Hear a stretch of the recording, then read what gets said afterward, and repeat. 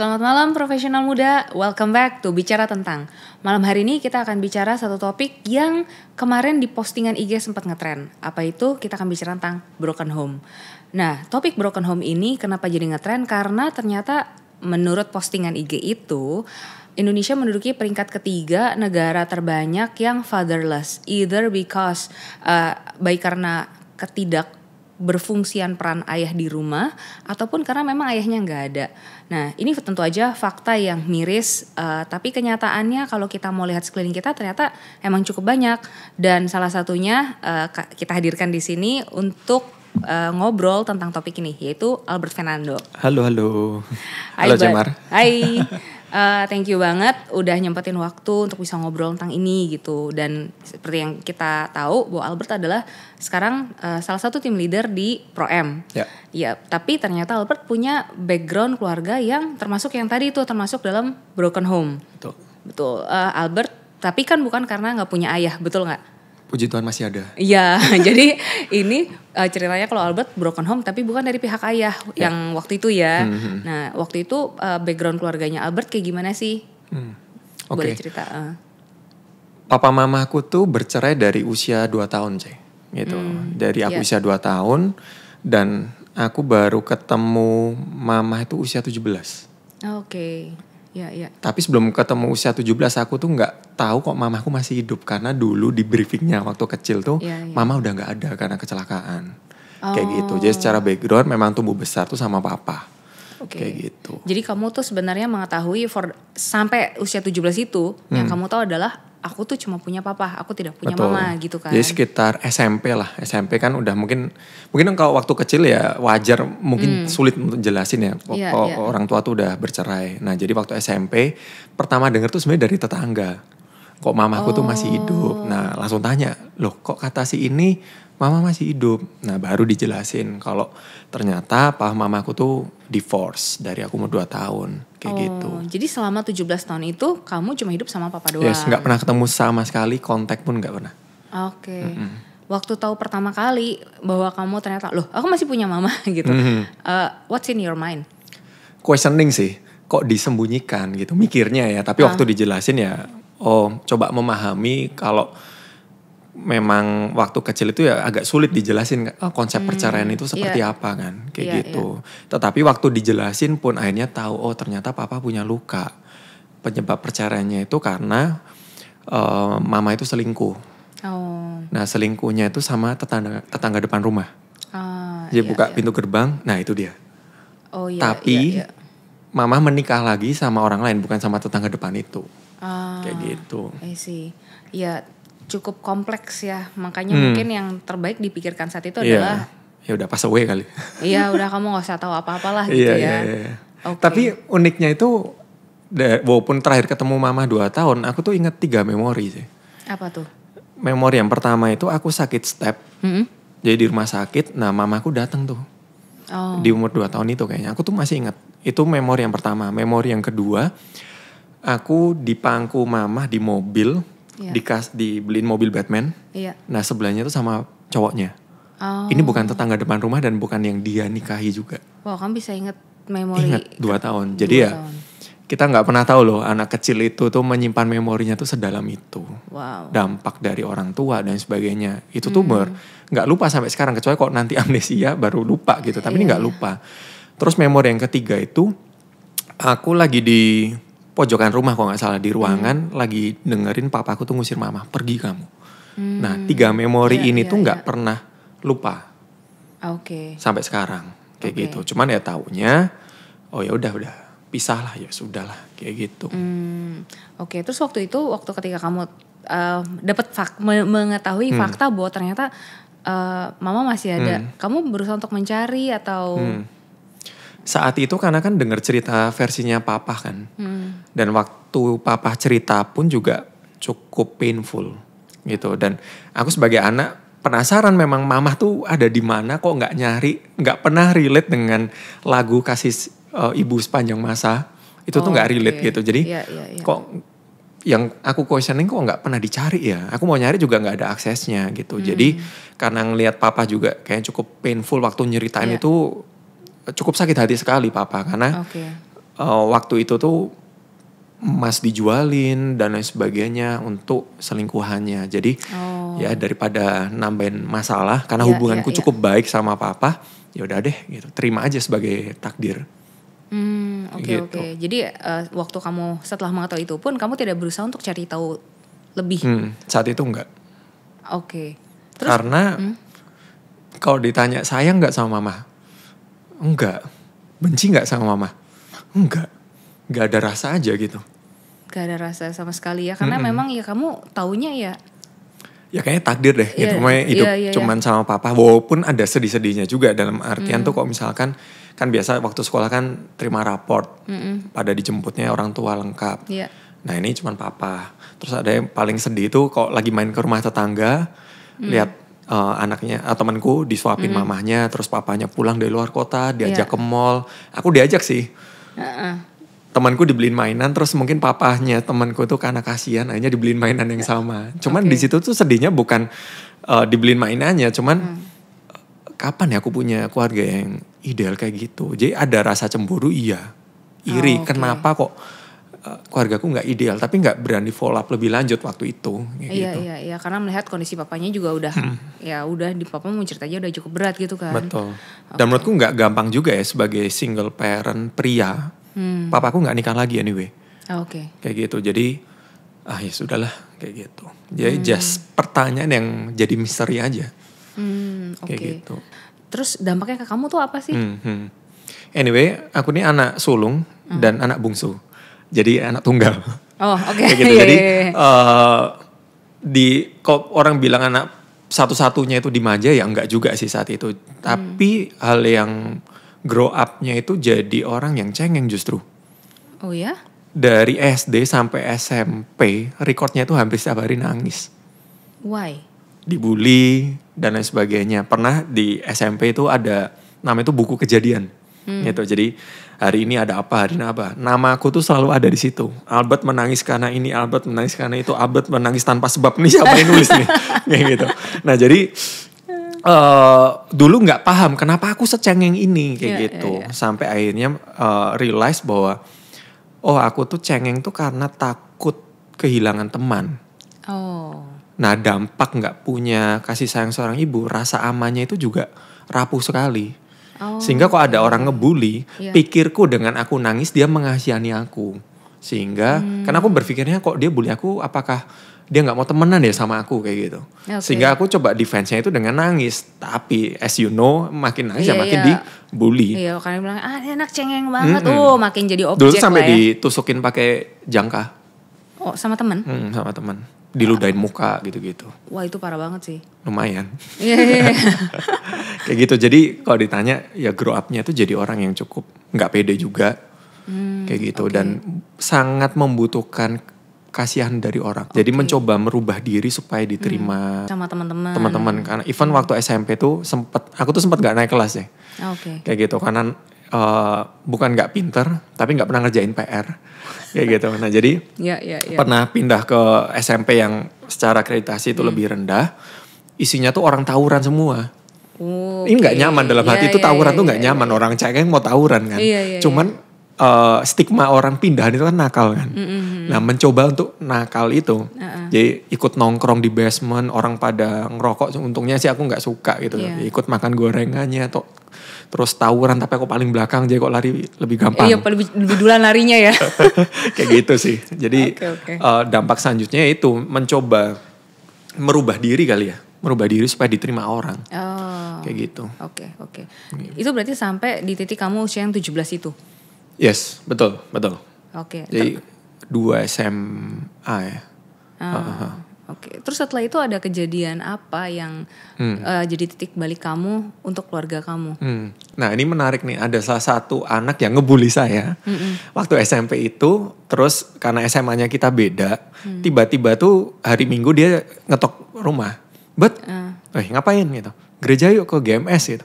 Wah ini ada apa ini? Ini orang yang nakal kan. Nah, aku tuh tertarik ke ikut GMS gara-gara anak nakal ini kok mau gereja-gerejaan. Gereja gitu kan. Kayak gitu. Nah, singkat cerita akhirnya tertanamlah di GMS. Nah, satu waktu kita tuh lagi makan angkringan Iya. Jadi lesehan gitu kan. Nah temanku yang nakal ini tiba-tiba tuh bangkit berdiri. Gak ada angin, gak ada hujan. Langsung ngomong, kamu tuh kepahitan sama mamahmu. Loh. Ini lagi makan sate nih, salah makan atau apa gitu kan. Enggak kepahitan. Enggak, kamu pasti kepahitan.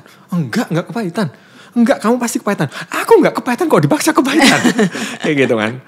Nah sampai akhirnya pembicaraan itu gak lanjut kan. Selesai makan, pulang pas jalan tuh mikir gitu. Aku ini kepahitan gak ya? Soalnya kan tadi tuh, benci enggak, sayang juga enggak. Ini kan setelah kamu tahu mama masih ada? Setelah tahu mama masih ada, kayak gitu. Jadi questioning perasaanku yang kemarin-kemarin tuh valid gak sih? Datar itu tuh. Benci enggak, sayang enggak. Kok sampai ada orang out of nowhere, gak ada angin, gak ada hujan, waktu makan angkringan tuh ngomong kayak gitu. Nah malam itu tuh questioning, ini bener gak ya aku tuh kepahitan atau enggak. Nah besokannya itu di GMS tuh waktu itu namanya belum MSJ, namanya itu masih True Disciples. Nah di situ ada sermonnya itu tentang luka batin. Nah biasaan kena nih luka batin. Jadi kayak ngerasa kayak film gitu kan, flashback, ya itu 3 memori itu tuh muncul semua kan. Dan mulai mempertanyakan kenapa ya kok mama gak nyari. Terus kayaknya aku juga gak seberharga itu, papaku juga mementingin dirinya sendiri, mamaku juga, teman-temanku juga kayak gitu. Kayaknya gak ada yang sayang sama aku kayak gitu. Nah singkat cerita setelah sermon itu kan ada altar call. Akhirnya maju ke depan. Ini first time ngalami hal yang spiritual. Jadi semua kan nangis tuh didoain. Aku juga doain nangis. Tapi waktu didoain pas nyampe nih. Tiba-tiba aku gak bisa denger apapun. Termasuk orang yang doain. Fasilitator yang doain itu aku gak bisa denger apapun. Tapi aku denger sebuah statement kalimat gini. Aku mengasihi kamu. Nah gara-gara pertanyaan itu aku questioning. Kayaknya gak ada yang mengasihi aku deh. Ini siapa yang ngomong? Walaupun aku Kristen dari lahir ya. Tapi dari situ tiba-tiba tuh kayak dapat vision lah, dapat penglihatan bahwa Yesus disalib gitu. Nah dari situ tuh Tuhan ngomong, wah ini loh bukti aku tuh sayang sama kamu. Nah di momen itu tiba-tiba nih ada dorongan di hati untuk ngampuni tetanggaku. Nah kalau sama mama kan memang tadi versinya tuh ya benci enggak, sayang enggak, ya udah takdir. Tapi kok sama tetanggaku setelah diceritakan papa, kok ini tuh penyebabnya tuh si tetangga ini, memang waktu itu tuh aku jadi benci. Tadinya mah baik-baik aja. Tadinya baik-baik aja. Tadinya langsung sering main waktu kecil, main ke rumahnya gitu-gitu. Setelah itu langsung kayak berubah perspektifnya. Benci sekali. Kasarnya itu kok pingin lewatin dia itu pingin buang ludah. Nah hari Minggu itu setelah ada sesi itu tuh ada dorongan dalam hati untuk ampuni tetanggamu. Minta maaf ke tetanggamu. Nah di situ mikir kayak, loh, ini yang salah siapa kok aku yang minta maaf? Justru gara-gara dia, aku nih nggak punya keluarga yang utuh. Kayak gitu. Nah tapi itu bergejolak banget kan. Makanya aku selalu bilang sama teman-teman yang pernah kecewa. Terus kok dia bilang kecewa itu tuh susah, ya bener. Kok ada orang bilang kecewa itu mudah, orang itu gak pernah dikecewakan. Iya betul. Pasti sulit. Nah di momen itu tuh doa aku tuh cuman sederhana. Tuhan aku nih gak mampu. Tapi aku mau. Mampukan aku. Tiba-tiba tuh ada kelegaan di situ. Tapi dorongan yang tetap kuat untuk minta maaf kan. Nah setelah itu tuh ada ibadah youth. Lagi mau aku mikirnya ya udah setelah ibadah youth nih. Untuk nemuin. Nah come up nih ada ayat di Alkitab yang muncul di hati bahwa kok kamu mau persembahkan sesuatu, kamu ingat dengan masalah dengan saudaramu, taruh dulu, selesaikan dulu dan baru datang lagi dan persembahkan itu. Langsung izin sama ketua youth-nya waktu itu namanya Kak Andre aku izin dulu ya, mau gini. Oh ya udah, pulang naik motor, pertama kalinya aku dibaptis Roh Kudus itu di lampu merah itu, bukan di tumpang tangan. Begitu kamu menuju rumah orang itu, kamu dibaptis Roh Kudus. Jadi bahasa roh nih sampai nggak kekontrol kan, saat itu kan bingung kan, malah saya tutup helm diliatin kiri kanan kayak gitu. Nah sampai akhirnya sampai rumah nih, kan tetangga depan persis gitu. Wah dak-dikduknya ini, karena udah berapa tahun nggak ngobrol dari SMP gitu kan, dari SD sorry. Dan tetanggamu pasti tahu kamu sebelah sama dia dong. Iya nggak pernah ngajak ngomong soalnya.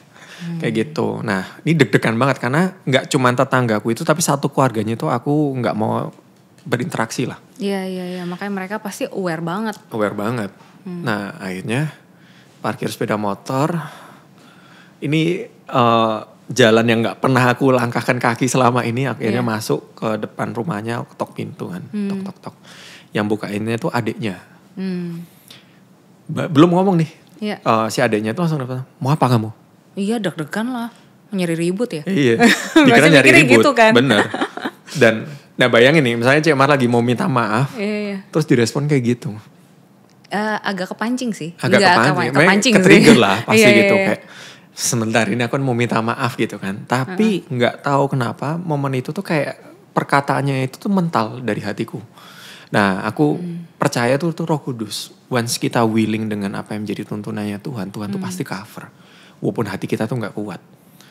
Nah itu tuh ternyata kadang kan kita punya banyak kekhawatiran ya. Kok Tuhan kasih tuntunan maafin ini, minta ampun sama ini. Overthinking langsung gitu.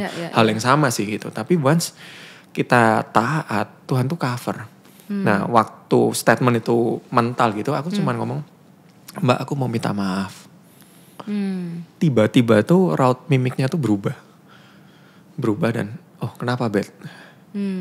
Aku jelasin bla bla bla bla bla mau minta maaf gini. Dipanggilin satu keluarga dari orang tuanya sampai anak-anaknya. Aku minta maaf satu persatu sampai ke orang yang membuat keluargaku tuh bercerai. Wow, that's amazing. Aku minta maaf, pulang dari situ tuh kayak batu kilangan tuh dicabut, plong minta ampun. Nah disitulah pertama kali ngerasain Tuhan yang kayak gini yang menghidupi firman yang hidup tuh kayak gini ya. Nah itu first experience-nya tuh kayak gitu. Aku penasaran sih, maksudnya dari kamu kan tekadnya bulat nih. Pokoknya aku mau datang, aku mau minta maaf gitu. Tapi respon mereka kan akhirnya udah mereka panggilin keluarganya. Kamu memperhatikan gak sih mereka menerima permintaan maafmu tuh bagaimana gitu? Sejujurnya mungkin aku agak lupa ya, tapi aku ngerasa bahwa yang datang ke mereka itu gak hanya aku sebagai Albert kecil itu yang minta maaf. Tapi ada sebuah pengampunan dari Tuhan untuk mereka. Walaupun mereka bukan orang percaya. Tapi yang aku rasa saat itu sepertinya itu gitu. Terlepas mereka mau nerima atau enggak. I think itu bukan urusanku gitu. Tapi setelah itu aku berproses, setiap ketemu mereka aku sapa. Setelah kejadian itu jadi kamu kayak udah kayak tetangga biasa lah gitu. Ya. Walaupun gatel juga di mulut. Kaku gitu kan. Tapi it's work sih. Terus merekanya ke kamu gimana setelah kejadian itu? Sama balasnya apanya? Ya bet gitu. Tapi ya gak sebatas itu aja ya. Gak yang menjadi hubungannya. Gak jadi tiba-tiba main bareng gitu kan. Enggak. Karena juga usianya usia papahku gitu kan. Iya. Oke. Jadi waktu itu kamu cuma jalanin pokoknya aku mau taat aja sama Tuhan. Terus kamu tuh don't really pay attention. Maksudnya kalau aku gak bayangin ya misalnya aku gitu. Pasti aku akan jadi baper. Karena kayak aku jadi memperhatikan, aku kan sudah beritikat baik nih gitu. Orangnya tuh akan menerima ini dengan tangan terbuka juga atau enggak ya? Atau kayak ya udah flat aja gitu. Dan kamu tuh you don't really care about it gitu. Bener gak? Kamu cuma kamu yang penting aku taat. Ya udah terserah di orang nerima apa enggak, mukanya flat atau enggak. Yang penting aku lakukan bagianku selesai. Karena aku mengambil keputusan untuk minta maaf dan maafkan itu bukan berdasarkan perasaan sih. Perasaanku tuh gak mau. Kan gak kuat gitu. Kayak siapa yang salah kok aku yang minta maaf. Tapi ya itu keputusan kan. Itu mengasihi itu kan perintah bukan perasaan. Kasihlah musuhmu. Iya aku bayang itu awkward. Itu akan bisa sangat awkward sih. Maksudnya dalam situasi yang kayak gitu. Aduh iya aku kebayang. Ya mungkin yang menolong ya karena ya taat gitu. Nggak terlalu overthinking nih bakal gimana diterima atau enggak, karena aku melakukan ini juga bukan keinginanku yang utuh gitu, masih ada keraguan juga, tapi ya ini kan perintah firman dan Tuhan udah kasihnya ke aku ini tuh sangat besar. That's why waktu aku ngerasa dicinta sama Tuhan, aku akhirnya punya sesuatu yang bisa aku kasih buat orang. Oke. Selama ini aku nggak merasa dikasih siapapun. Boro-boro untuk mengampuni orang. Karena aku mau ngasih apa, aku nggak pernah dicinta kan. Iya, Tapi begitu ngerasain kasihnya Tuhan buat dia rela mati buat aku, di situ tuh akhirnya kayak punya bahan bakar untuk kasihnya itu ke mereka. Oke. Kayak gitu. Itu yang mungkin melampaui dari semua kekhawatiran, rasa awkward dan lain sebagainya. Terus gimana kejadian tadi kamu mengampuni tetangga kamu itu membantu kamu untuk pemulihan keluarga tuh? Aku pikir kan selesai di situ ya, kayak wah ini baru banget ikut Tuhan udah gini amat nih levelnya gitu kan. 2 minggu kemudian pertanyaan yang sama tapi dengan subjek yang berbeda tuh datang. Apa tuh? Ampuni mamahmu. Wah, oke. Itu tiba-tiba muncul di hati. Nah yang tadi sempat aku share bahwa ya aku tuh benci enggak, saya enggak gitu. Terjawab waktu pertanyaan itu tuh tiba. Ternyata tuh saking bencinya aku sama mama sampai gak ada rasa. How do you realize that actually you really hate? Waktu statement itu muncul, itu tuh langsung nge-trigger semua memori selama 17 tahun itu kayak mama tuh kemana selama ini. Oh. Katanya kasih ibu sepanjang masa, lebih sayang mama daripada papa dan sebagainya. Tapi mana gak ada satu teks pun, satu call pun, satu inisiatif pun yang mencoba memperjuangkan nyari aku tuh. Akhirnya tuh bermunculan semua yang tadinya aku anggap takdir, ternyata itu sesuatu yang hanya aku simpan. Oke, jadi kamu merasa marah ya waktu itu ya? Marah. Jadi I think waktu itu gak pernah menyembuhkan. Dia hanya menyembunyikan. Oke. Dan itu tersembunyi selama 15 tahun. Wow. Dan itu akhirnya muncul di usia 17. Marah sekali sampai keluar di mulutku tuh kayak harusnya tuh mama yang sembah sujud ke aku. Saking marahnya. Iya, iya. Nah di momen itu tuh jadi marah kan sama Tuhan. Tuhan kok gini amat gitu. Aku yang victim kan. Aku yang jadi korban loh. Harusnya kan mama yang kok ubah. Panggil dong ubah buat mama bertobat, papa bertobat. Supaya aku menjadi anak yang utuh, yang ideal, gak cengeng lagi. Kenapa kok harus aku yang memulai? Di situ tuh apa ya, peperangan batin lah. Nah tapi di momen itu tuh Tuhan gak ngomong apa-apa. Just kasih his peace, kedamaiannya dan memampukan aku untuk doa hal yang sama lagi. Tuhan aku gak mampu, aku mau mampukan aku. Nah di momen itu harus ada actionnya dong. Kan yang waktu itu ada actionnya. Nah aku bingung kalau yang ini mulai di mana? Mau cari di mana? Cari di mana? Karena nggak tahu mama di mana kan? Nggak tahu, kayak gitu. Nah kebetulan engkong dari kakek dari mamaku tuh hubungannya kita masih cukup baik ya. Setahun sekali kok Sinca kita sering ketemu. Tapi nggak pernah ketemu mama. Nah yang keinget tuh itu kan. Hanya siang itu aku telepon engkong, nanya kabar bla bla basa-basi. Endingnya tuh tanya, mama di mana kong? Engkong tiba-tiba tuh kayak diem agak lama. Terus dia nanya, nggak langsung jawab kayak, kenapa nyari mama? Ya nggak apa-apa, pingin ketemu aja kan, nggak pernah ketemu. Akhirnya dikasih tahu engkong bahwa mama tuh menikah lagi dan tinggal di kota yang sama di mana aku tinggal. Oh ternyata dekat. Bukan dekat lagi, kota aku tinggal di salah satu kota di Jawa Tengah. Kotanya tuh nggak besar, kemana-mana tuh paling 5 menit 10 menit. Oh iya gitu. Iya dekat sekali. Dekat banget dan sekecil itu aja tuh kita nggak pernah ketemu ternyata. Hanya dikasih tahu bahwa mama menikah dengan seseorang yang punya bengkel mobil di satu daerah di kota itu. Udah sampai situ aja. Nah di momen itulah aku dilema, ngomong nggak nih sama papa? Karena udah kebayang waktu SD SMP itu aku nanya soal mama, marahnya sedemikian rupa. Nggak ada foto mama anyway di rumah tuh udah dibuang semua gitu. Dilema nih, ngomong nggak gitu kan. Akhirnya aku putusin untuk ngomong kayak gitu. Jam 7 malam ngomong, "Pah boleh ngobrol bentar gak?" "Oh ya." Ini mah papaku bukan orang yang kaku ya. Kayak gitu, jadi cukup kayak temen. Waktu ngobrol ketakutanku terjadi. Kita ngobrol sampai jam 10:30 malam. Wow. Dari jam 7. Yang tadinya niatnya setelah itu tuh mau langsung nyari mama kan. Papa cerita panjang lebar bahwa mamaku mau tuh gini dengan semua amarahnya yang ada. Dan itu gak selesai. Aku sampai capek juga dengerinnya. At the end aku cuma ngomong, "Pah, Albert tuh sayang papa. Albert melakukan ini tuh bukan mau ninggalin papa. Albert tahu papa berjuang sendirian tuh gak gampang. Tapi ini ya tuntunan Tuhan." Akhirnya aku peluk papaku, kita doa bareng. Dan papa cuma bilang, "Bet, papa belum mampu." Ya udah selesai, aku izin nyari mama jam 10:30 malam. Wow. Waktu ngeluarin sepeda motor masih bingung sebenarnya ini bengkelnya itu sebelah mana. Papa dari dalam rumah tuh teriak, bukan teriak sih, ngomong agak kenceng supaya aku dengar. Bet, mamahmu tuh di sini. Oh, dia ngomong akhirnya kasih tahu. Ternyata tahu. Oke. Kayak gitu, ternyata tahu, ya thank you Pak. Itu tuh gak kebayang sih papa berani dan mau untuk cerita. Iya itu ngebayangin kayak jadi papa kamu juga nggak mudah sih untuk kayak gitu. Karena dia pasti merasa dihianati, maksudnya lo anak nggak tahu diri nih gitu. Aku juga mikirin gitu karena kalau aku jadi papa aku nggak akan aku kasih tahu juga. Tapi yang aku pikirin ini sebelum lanjut ke cerita kamu kelanjutannya ya gitu. Tapi kamu sendiri berani, maksudnya aku ngebayangin sih kayak dari kamu tadi bilang ya kamu sampai bisa berani datangin tetangga kamu, dijejerin semua tetangga kamu gitu kan. Terus sekarang kamu harus ngadepin papa, terus kamu berani ngomong sesuatu yang kamu tahu pasti akan men-trigger kemarahan papa kamu gitu. Itu keberanian itu datang dari mana?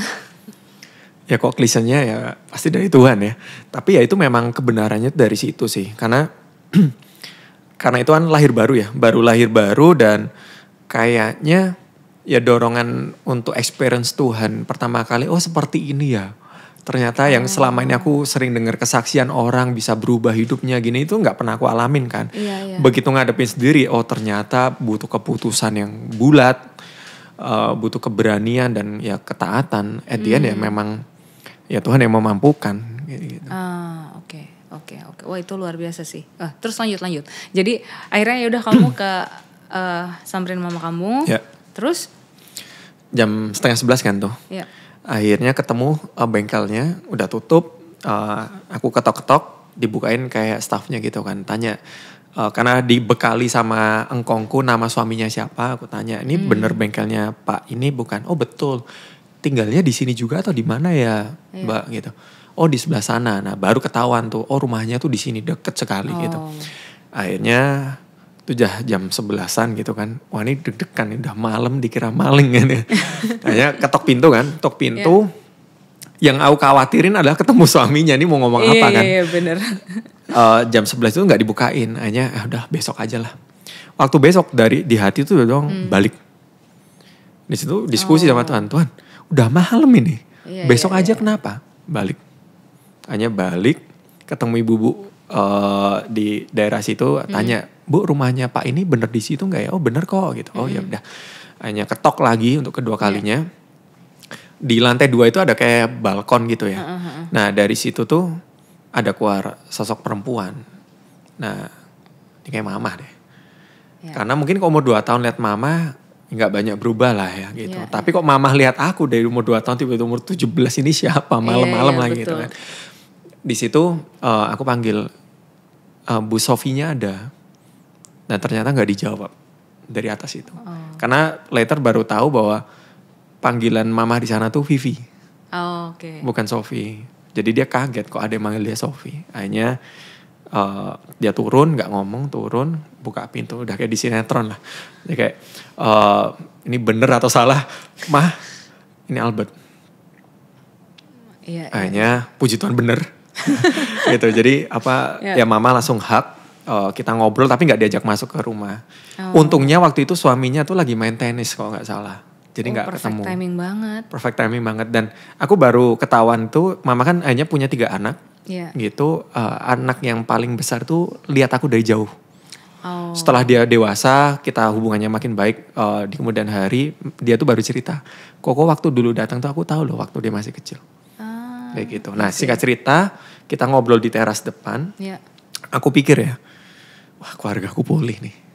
Setelah sekian lama 17 tahun menanti, ternyata aku terlalu cepat. Karena di situ mama cerita versinya mama.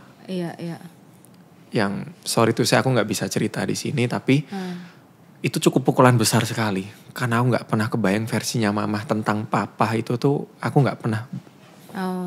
Jadi tiba-tiba malah kamu seperti merasa tadinya aku berharap ya udah baik-baik aja sama mama, hubungannya selesai baik, nih. selesai gitu kan. Pemulihan. Hidup life goes on seperti biasa. Yes. Ternyata Yes. kamu seperti Langit runtuh tiba-tiba.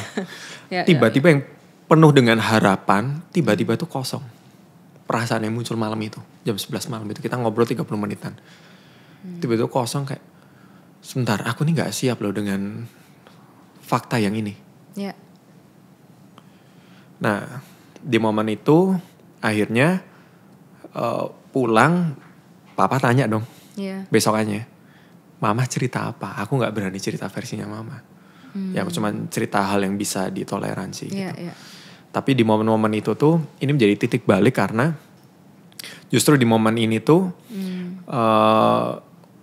momen yang paling sulit yang pernah aku jalanin. Karena beberapa hari setelah itu tuh aku kepikiran tuh suicide. Oh, karena merasa kayak jadi nggak ada harapan atau karena apa? Yes, karena lo kok jadi kayak gini ya ikut Tuhan ya. Karena semenjak hari itu hubunganku sama papa tuh jadi agak renggang. Karena papa kayak tahu aku nggak cerita utuh. Oh, oke. Kayak gitu. Dan perasaan-perasaan tahu kebenaran ini, fakta Iya, tentang iya, papa dan mama ini kayak, Tuhan kenapa aku lahir di keluarga yang sangat selfish sih? Punya problem dan kenapa harus punya anak aku di sini gitu. Jadi kamu mempertanyakan eksistensimu di keluarga ini untuk apa gitu. Dan kamu jadi mempertanyakan kok aku Kenapa lahirnya aku di harus keluarga lahir gitu? ini? Iya. Kenapa aku harus lahir? Karena sempat dulu punya perasaan tidak menerima diri sendiri karena fakta tahu dulu tuh aku lahir di bulan Mei di tahun ini misalnya gitu. Tapi mama papa aku tuh married di bulan Maret tahun yang sama. Wow. Percepatan. Kayak gitu. Nah jadi ya kan mereka married by age dan juga dan ya itu perasaan itu makin bertambah kayak, aduh kenapa sih ikut Tuhan kok jadi kayak gini, yang tadinya tuh ngerasain hadirat Tuhan, ngerasain dibantu Roh Kudus waktu mengampuni tetangga, tapi begitu tahu fakta yang ini, aku tuh nggak expect bahwa perjalanannya itu seterjal itu. Disitulah memilih untuk Tuhan aku mau selesai aja deh. Akhirnya pulang sekolah aku benamin kepalaku tuh di bak mandi.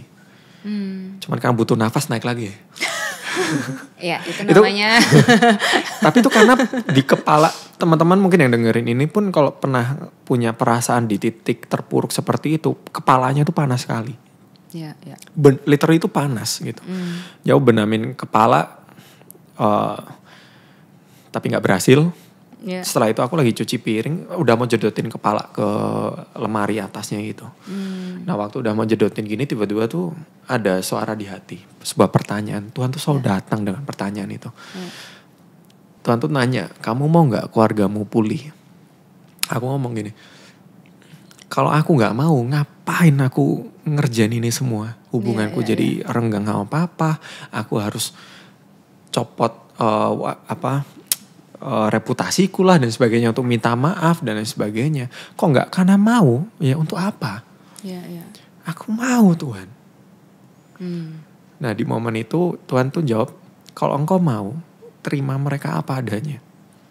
Terima kelemahan mereka, terima kelebihan mereka sama seperti aku, terima kamu apa adanya.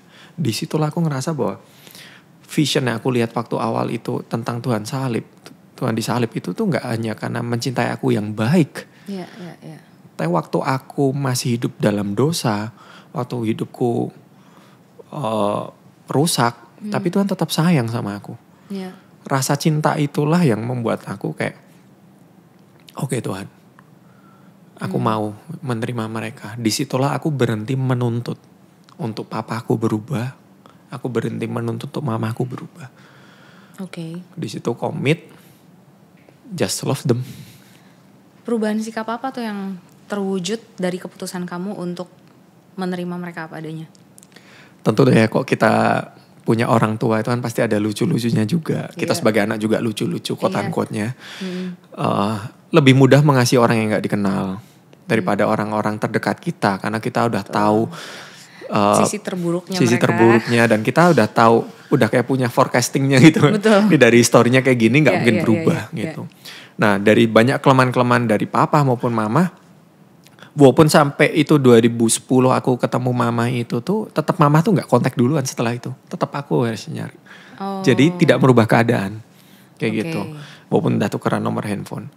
Ulang tahunku pun mungkin baru 3 tahun belakangan ini mama mulai ngucapin. Oh berarti bertahun-tahun setelah kejadian itu tidak pernah ada ucapan selamat. Tidak ada progres juga. yang gimana juga waktu itu. Jadi perubahan yang terjadi itu adalah belajar yang mengasihi mereka itu nggak gampang. Karena mengasihi itu menuntun bukan menuntut. Iya. Karena kok menuntut tuh kan kita udah tahu firman Tuhan nih, kalau ada kesalahan kayak pelita atau senternya tuh disodorin ke wajah gitu. Nih loh yang benar tuh kayak gini. Orang tua tuh harusnya jadi teladan. Kenapa Betul. papa nggak pernah jadi teladan? Kenapa gini dan sebagainya. Itu yang Tuhan cabut semua. Sehingga yang aku lakukan ya just mengasihi mereka. Dan waktu itu memang Tuhan tuntun untuk komit doa setiap jam 8 malam. Doain mereka. Oke. Tapi yang ternyata setiap keluar kamar setelah doa yang Tuhan tuntun adalah doa untuk bisa mengasihi mereka. Bukan untuk perubahan mereka. Itu jadi kayak titik awalnya lah. Oke. Untuk gak jadi bunuh diri. Tapi jadi accept hal tersebut. Oke. Terus jadi kamu apakah dari kejadian itu kamu jadi lebih perhatian dengan papa, dengan mama gitu? Ya jadi dulu itu kalau keluar rumah ya main keluar aja kan. Itu tuh sampai diajarin Tuhan atau Roh Kudus tuh hal-hal sangat detail. Pamitan. Dulu tuh gak pernah pamitan.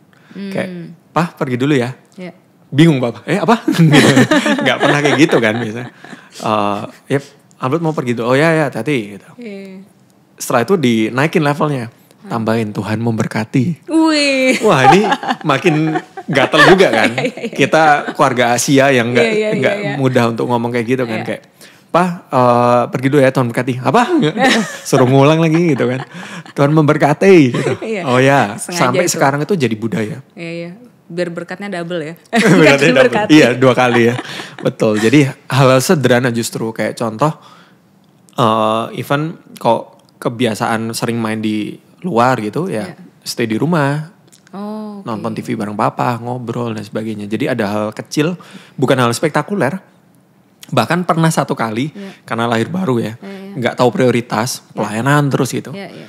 Papa tuh sampai sebel kan, memang gereja kasih makan. Gitu. Oh iya itu. Nah, itu cukup common ya. Common iya. Makan gitu. ke gereja. Nggak dikasih lah gitu. Nah sampai satu waktu saking rutinnya ke gereja gitu kan, nah ada pelayanan, udah dimarahin nih sama papa tapi tetap pergi kan. Roh Kudus tuh ngomong pulang. Loh tapi aku pelayanan loh, pulang.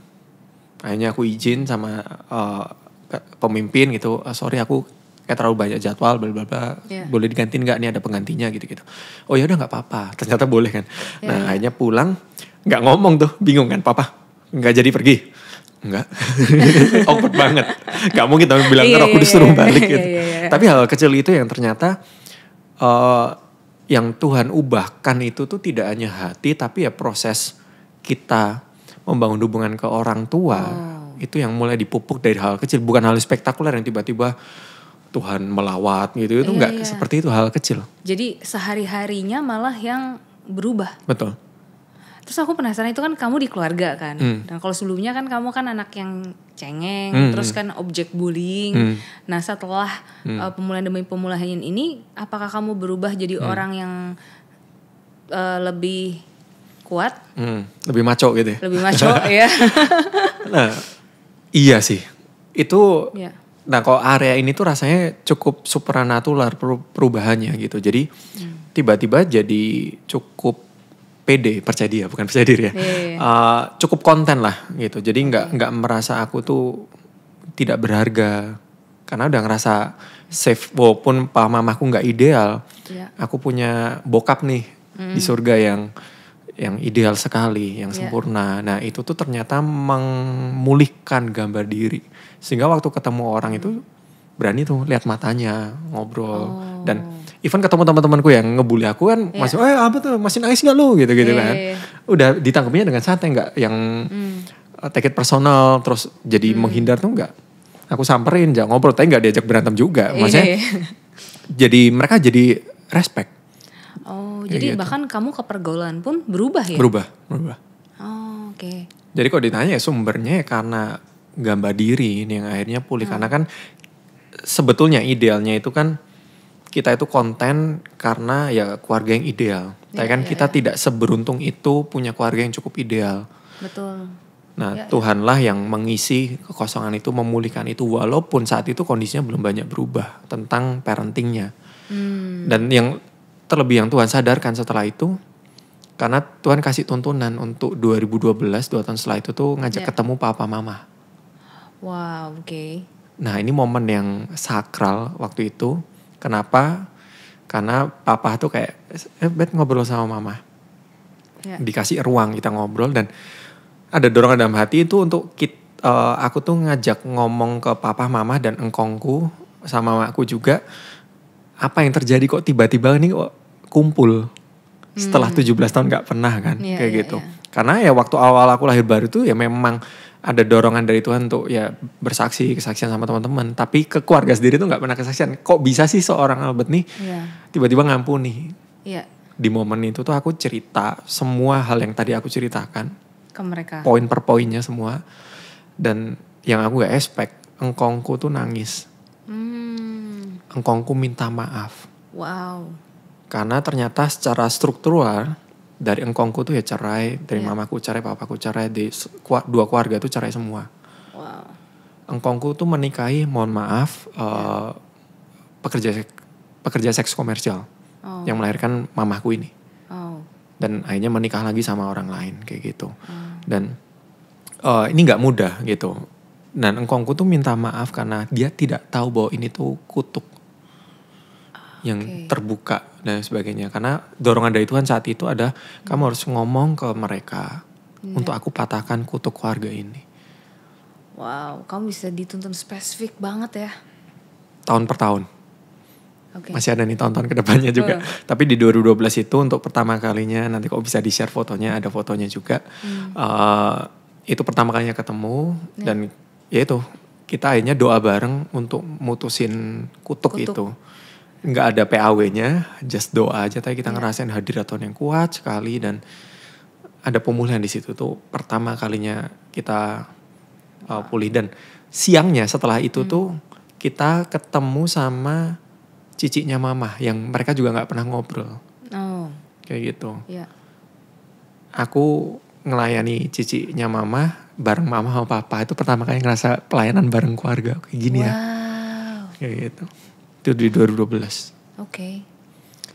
Gitu. Jadi ternyata yang Tuhan tuntun yaitu pemulihan nggak cuma di aku, nggak cuma di papa mama, tapi di keluarga besar juga. Itu berapa tahun tuh dari kamu momen kamu merasa desperate banget sampai kamu ke titik dimana bisa ketemuin orang tua kamu dan malah rekonsiliasi semuanya kan? Itu berapa lama? 2 tahun. 2 tahun. Dari 2010 ke 2012. Tapi posisi mama kan masih udah punya keluarga ya saat itu. Nah sempet 2013 itu tuh dapat mimpi.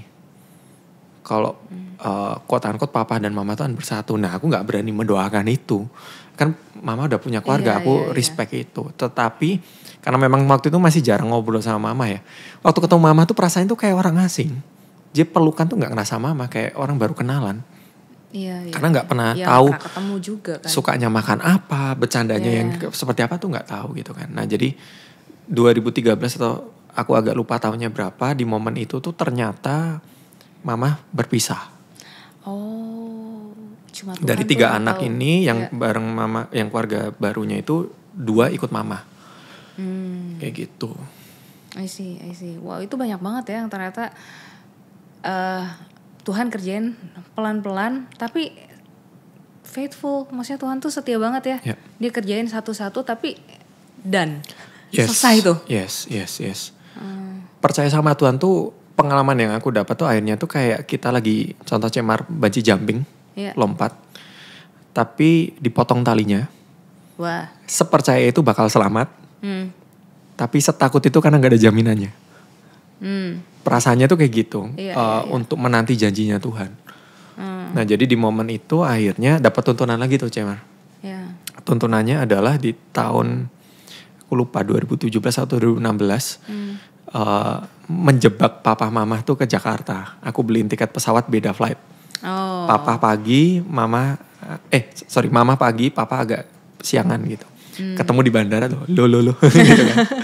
Nah, karena dapat tuntunan dari Tuhan waktu itu tuh ada salah satu, aku numpang retreatnya gereja orang waktu itu. Untuk kita ikut retreat family karena itu temanya retreat family. Nah akhirnya kita ke puncak, yuk mah, ke puncak. Terjebak ternyata di retreat family. Dan waktu itu mamaku ngajak anaknya yang perempuan kayak gitu. Nah di situ tuh pertama kalinya tuh ngerasa ibadah bareng tuh kayak gini ya. Terus kan kita tidur di satu kamar yang sama. Setelah dari 2 tahun gak pernah tahu rasanya tidur bareng papa dan mama. Tuhan genapi di usia itu. Tidur bareng, dan waktu ketemu adik tiriku, itu tuh sulit untuk menerima ini aku punya adik ya gitu. Tapi Tuhan tuh ngomong gini, dia tuh sama kayak kamu loh, dia kehilangan papahnya karena bercerai. Aku mengasihi dia sama seperti aku mengasihi kamu. Ternyata ya makin melebar juga visinya ke sana. Dan hari Minggunya aku ajak ke mall, namanya Central Park Mall. Kayak gitu. Ke Tribeca namanya gitu ya. Iya, nah, ada lantai 1 gitu ya. Ada lantai 1. Nah, tempat apa kok rame? Oh, lagi seru nih gitu. Ternyata ibadah. Namanya Gereja Mawar Sharon Jakarta Barat gitu kan. Nah, kamu terjebak. Terjebak mau apa terjebak lagi. Karena posisi mama tuh udah pindah kepercayaan saat itu. Setelah menikah gitu ya. Tapi aku ajak ke mall kan gitu. Welcome home seperti itu. Dan mall kan ya. Waktu itu Pastor Jamie yang khotbah. Khotbahnya itu aku lupa sih konteksnya apa. Nggak ada konteks tentang terima Tuhan Yesus sebenarnya. Tapi tiba-tiba altar call untuk terima Tuhan Yesus. Wow. Padahal kayak berjauhan sekali. Nah semua banyak yang maju untuk terima Tuhan Yesus. Dan aku lihat mamaku kan seling beberapa kursi. Itu udah megangin kursi itu udah cemas. Gelisah. Dan Roh Kudus itu taruh. Mamamu nih sekarang saatnya mamamu dilayani.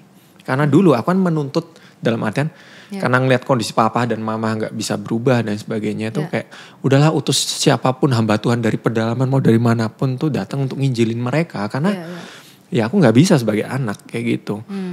Tapi sering kali ada pendeta datang ke rumah, papaku selalu bilang, pendetanya selalu bilang kan, ampuni istrimu, kamu gak ngerasain. Selalu dilempar, dijawab gitu terus. Apalagi aku gitu kan. Tapi momen itu di Central Park Mall itu, di Gereja Mawar Sharon, akhirnya Tuhan dorong untuk layani. Nah akhirnya aku pegang, aku peluk mamaku. Mamaku langsung nangis di situ. Di situ aku pimpin mama untuk terima Tuhan Yesus. Dengan tanganku sendiri. Itu perasaan yang paling gak berani aku bayangkan. Itu luar biasa sih, Bat. Aku tiba-tiba Roh Kudus kayak ngomong nuntun doanya, semerah apapun dosanya mama, Tuhan tuh sayang sama mama. Nah, aku tuh bersyukurnya tuh Tuhan kasih kesempatan itu tuh justru bukan ke pendeta, bukan ke orang lain, tapi ke anaknya sendiri. Untuk akhirnya mamaku tuh terima Yesus dan hari ini melayani. Luar biasa. Ya. Jadi seperti itu. Aku tuh ngebayangin ya dari cerita kamu tadi kok kayak kelihatannya apa ya? Kamu tuh cuma taat gitu kan. Sedangkan ini kalau kita ngomong ya, maksudnya di penggembalaan Albert kan seorang TL juga.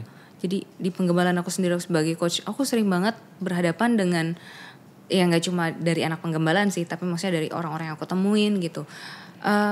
Memang harus diakuin bahwa peran keluarga tuh ternyata emang signifikan banget dalam kehidupan kita kan. Jadi even background kita yang datang dari jenis keluarga seperti apa sangat berpengaruh even sampai kehidupan kita sekarang gitu. Nah tapi yang luar biasa adalah kalau kamu tuh memilih untuk taat, untuk move on gitu. Tapi banyak banget kasus di mana ada orang yang mungkin awalnya kayak kamu juga merasakan, aku tuh bahkan gak ada perasaan lagi ke mama, nggak benci, sayang juga enggak gitu kan, no feeling aja gitu. Banyak banget yang end up cuma sampai di sana titik dan kemudian mereka melanjutkan hidup tetap seperti itu. Terus ada juga yang hidup tetap diingat dengan apa kesalahan yang orang tua mereka lakukan dan mereka terus-menerus hidup sebagai korban. Ya kalau ibaratnya kalau dalam fase hidupnya Albert berarti kamu kan sempat jadi orang yang dibully karena kamu mengasihani diri sendiri, dan ternyata itu seperti magnet. Aku ngeliatnya kayak magnet gitu kan. Jadi rasa kamu ingin mengasihani diri sendiri itu magnet untuk menarik orang-orang untuk malah bullying kamu. Bukan yang melakukan yang kamu harapkan, yaitu mengasihi kamu gitu kan. Nah, banyak banget orang yang stuck sampai ke level itu gitu. Nah, unfortunately mereka keep on doing. Mereka tetap melakukan apa yang mereka lakukan gitu. Perbedaannya apa sih Bet yang kamu lihat gitu, Bet, dari apa yang kamu lakukan dengan orang-orang yang masih terus-menerus membawa beban mereka itu gitu. Semenjak hari itu ya 2010 sampai sekarang, mungkin every month ketemu orang yang sama. Orang yang sama kayak aku. Kalau dari broken home home. Selalu dipertemukan dengan itu. Dan aku gak datang dengan bisa loh, mudah loh. Yeah. Tapi yang selalu suaranya nyampe adalah suaranya Tuhan. Bukan kesaksianku sih. Bukan apa yang aku bisanya. Yeah. Tapi betapa mereka tuh dicinta sama Tuhan. Memang Tuhan izinkan mereka tuh lahir di keluarga yang mungkin broken. Yeah. Mereka lahir di keluarga yang mungkin papahnya gak setia sama mamanya sehingga dia takut menikah. Ada orang yang dididik sangat keras sehingga orang itu even gak bisa memvalidasi perasaannya sendiri. Dan aku sedikit bisa merasakan, gak bisa mungkin 100% merasakan apa yang mereka rasakan, tapi sedikit bisa merasakan bahwa itu tuh gak gampang. Tapi itu ada sebuah perasaan-perasaan itu memang benar. Fakta-fakta itu memang benar. Tapi desain hal yang rusak itu ada sebuah kebohongan yang didesain oleh si jahat. Yaitu rancangan broken home, jadi keluarga yang patah, jadi anak yang korban. Itu tuh adalah sebuah kebohongan yang dibuat oleh si jahat. That's why waktu kita menyadari bahwa Tuhan tuh cinta sama kita, sayang sama kita, kita tahu kebenarannya bahwa kita gak pernah tahu bahwa mungkin orang tua kita mengalami hal yang sama kayak kita. Mereka pun adalah korban. Mereka belum pulih waktu mereka masih single. Mereka masuk di pernikahan membawa luka yang sama. Selama kita gak menyadari bahwa mereka ini juga victim, kita akan terus tuntut dan sulit melihat perubahan itu. Nah, anugerah dari Tuhan membuat kita tuh melihat, menembus semua kelemahan-kelemahan dari orang tua kita.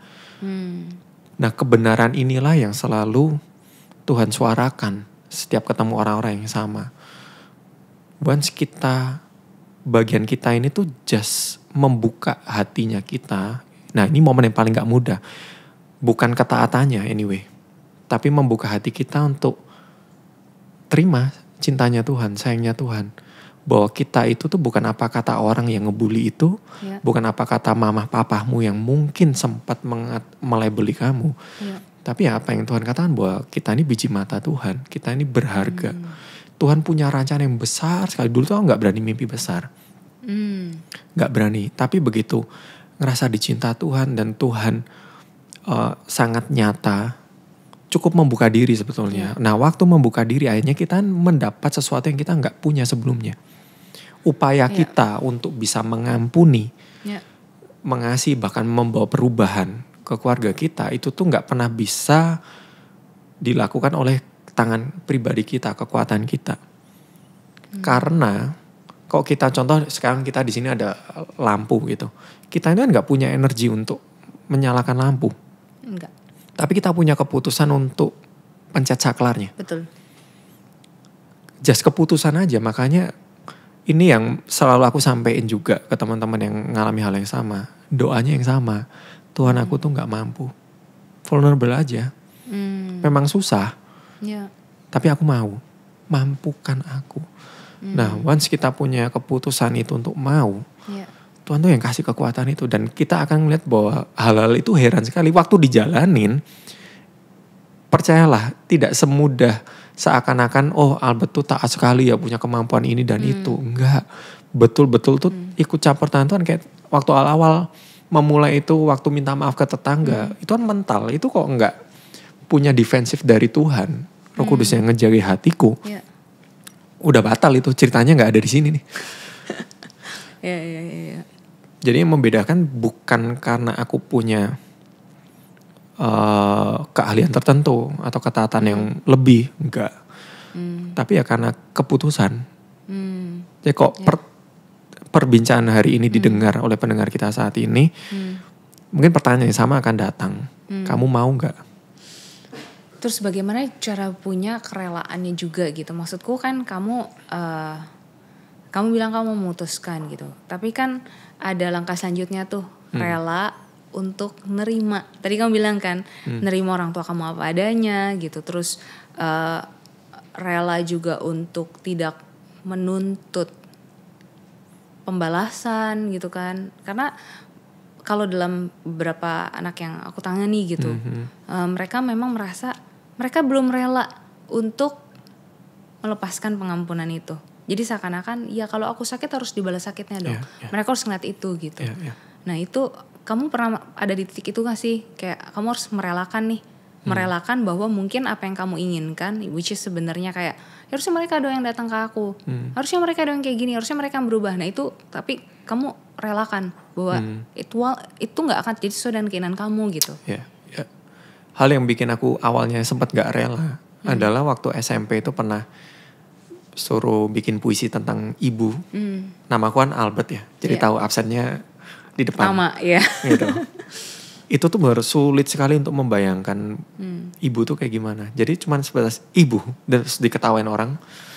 Tapi itu membuat aku makin gak rela karena kayak kenapa sih aku harus lahir di keluarga kayak gini? Pertanyaan-pertanyaan itu selalu muncul. Tapi ya waktu akhirnya Tuhan pulihkan, aku sadar satu hal. Waktu kita tidak mau mengampuni, terus kita pingin membalas dengan seharusnya mama papaku yang kena gini dan sebagainya. Itu tuh Pastor Fuji tuh selalu bilang gini. Kalau kita kepahitan itu tuh ibarat kita minum racun dan berharap orang lain yang meninggal. Gimana? Kalau kita kepahitan sama orang, kita nggak mau ngampuni orang dan kita mau balas dengan kejahatan, itu ibarat kita yang minum racun tapi berharap orang lain yang meninggal. Oh ya nggak bisa dong. Nggak bisa, pasti kita kan yang kena. Iya.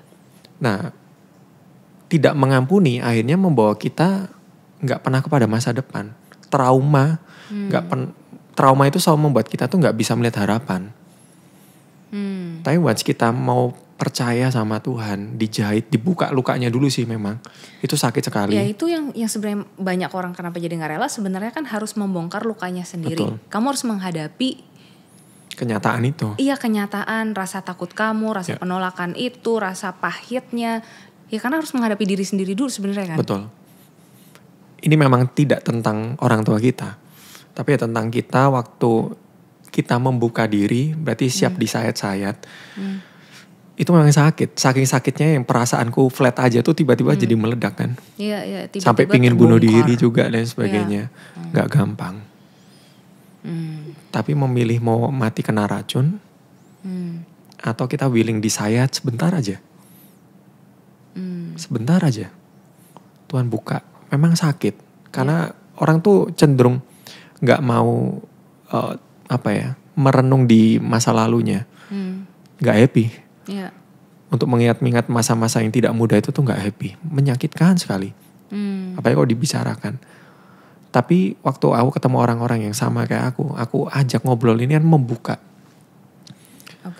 Nah once mereka merasakan bahwa mereka dicinta Tuhan, akhirnya mereka menyadari bahwa luka dalamnya nih lagi disembuhin.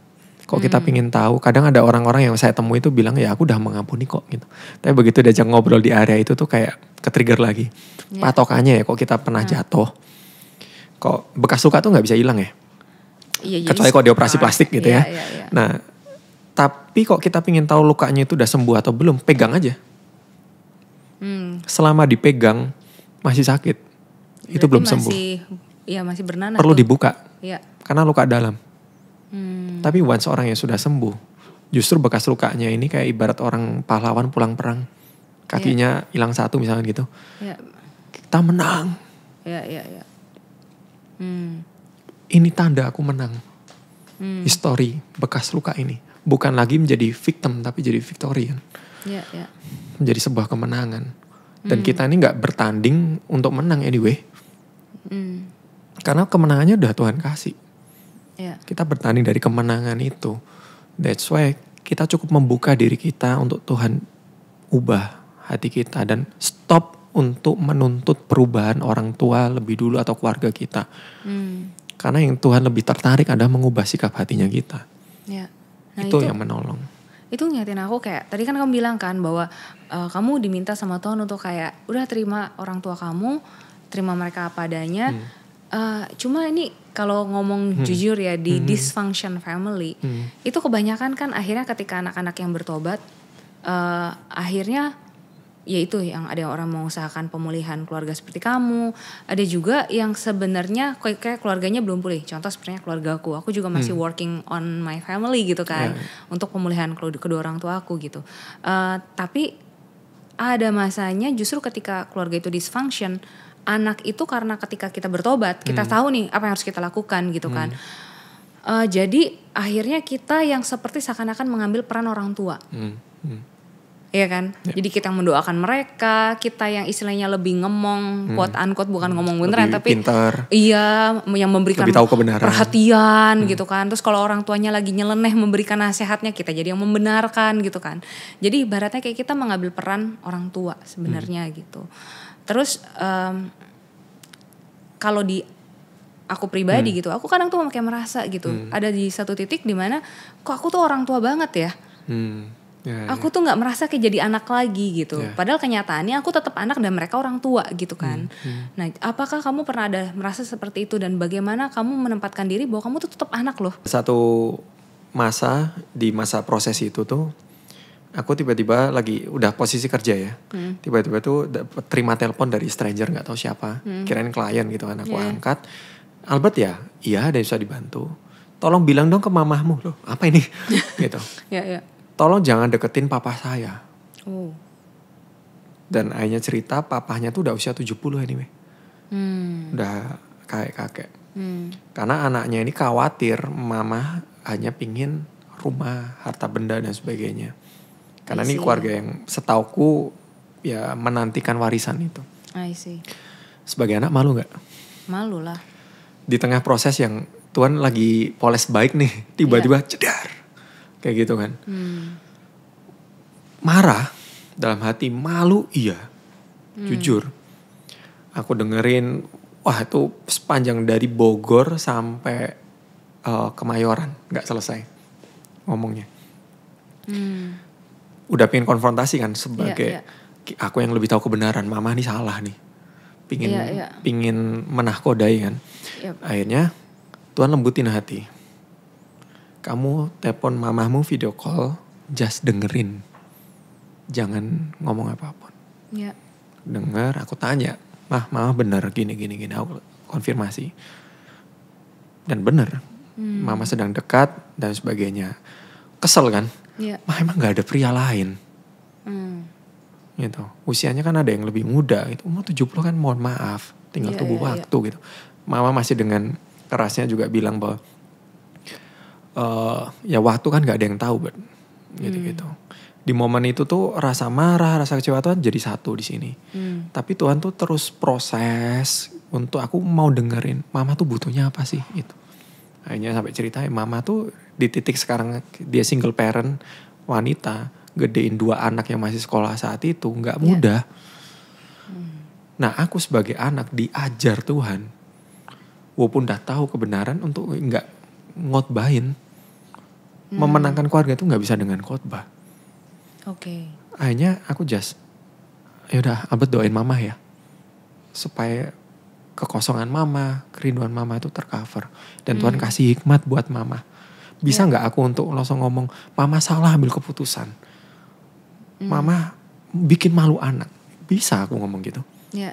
Tapi Tuhan ajar, marah gitu. Tapi Tuhan ajar untuk mendoakan mama dan sebagainya. Itu momen dari segi mama.